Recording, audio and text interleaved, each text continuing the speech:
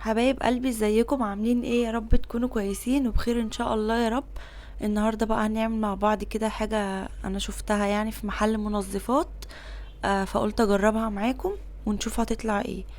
بصوا، انا جبت الكيس هو كيس كده بودر. اسمه سان لوكس. هو بودرة كده بتعملي بيها صابون المواعين، الصابون السائل العادي. ومكتوب عليه من ورا الطريقة. بص، هو ده انا جبته ب25 جنيه ومكتوب عليه بيتخفف ب8 لتر من المية. تمام. انا كده اهو فتحته معاكم اهو. قريت بقى اللي مكتوب عليه. ان احنا بنحط الكيس البودر الاول، وعليه الكيس اللي هو المعجون ده، زي عجينة كده، مادة سايلة. بس بنحط ده على ده وبنفضل نقلب كده ايه فيهم شوية. فانا ماشية معاكم اهو بالخطوات اما نشوف هيطلع ايه في الاخر. حطيت كده اول حاجة تحت اهو كيس البودر ده، وده اللي هو كيس المعجون. بصوا، هو مكتوب عليه كمان. لا استنوا اقول لكم بنعمل ايه الاول. انا هنا كده هفضل اقلب فيهم شوية لحد ما يدوبوا كده ويبقوا داخلين مع بعض، داخلين في بعض يعني. بصوا بقى، مكتوب على الكيس ان انت ممكن تعملي، يعني لو عايزاه مركز تعملي 4 لتر بس مية. هتحطي كيس البودر كله، بس هتحطي نص اللي هو المعجون ده، نص الكيس. لكن لو عايزة تعملي 8 لتر كلهم هتحطي الاتنين مع بعض عادي. فانا حطيت اهو الاتنين مع بعض وقلبت ونشوف هيحصل ايه. بصوا بقى، عندي هنا الشفشق ده او الدورق. هو مكتوب عليه كده، متدرج كده بالارقام. فانتي ممكن تجربي بقى بازازة البيبسي او بشفشق الخلاط عادي، يعني عشان تعرفي بس اللتر المية قد ايه. خلاص كده، فانا جربت بده اهو كده 1 2 لتر. آه انا حطيت 6. خلاص قلت انا هعمل الكيسين بس مش هخليه 8، هخليه بس 6 لتر مية، عشان انا عايزاه يبقى تقيل كده معايا، ودي كانت اول مرة هجربه يعني. بس اهم حاجة بقى ايه؟ تقلبي كده بمعلقة خشب. المية يا حبايبي مية باردة عادية من الحنفية، مش سخنة ولا حاجة.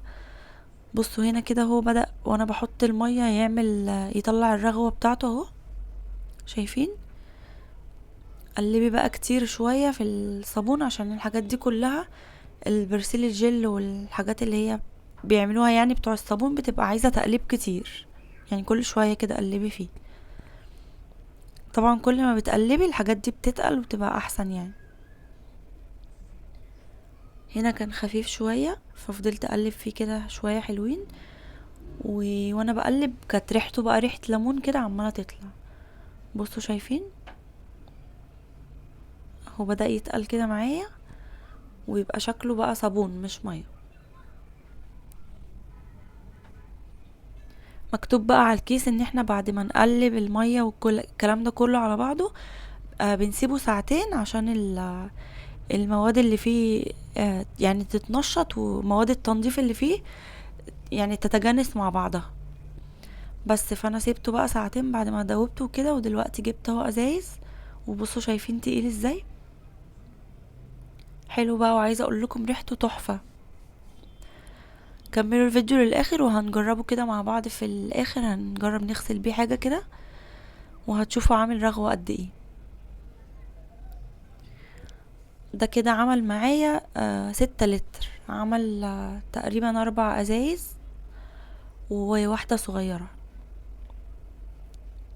مليت كمان الازازه اللي هي بتاعه الصابون دي، العلبه نفسها بتاعه البريل والحاجات دي، مليتها ودخلت بقى جربته على طول.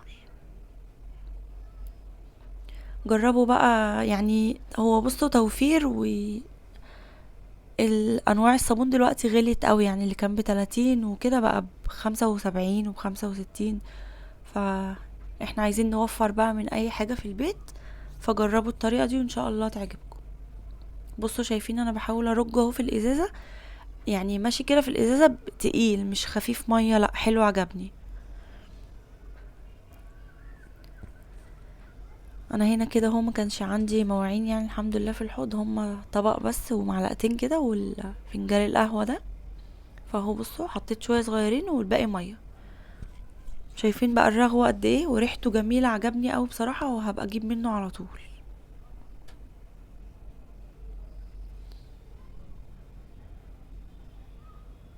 ما تاخدوش بالكم بقى من اللي وقع ده الستاند والاضاءة، فهي وقعت مش عارفة من ايه، عدلتها ورجعت وقعت تاني.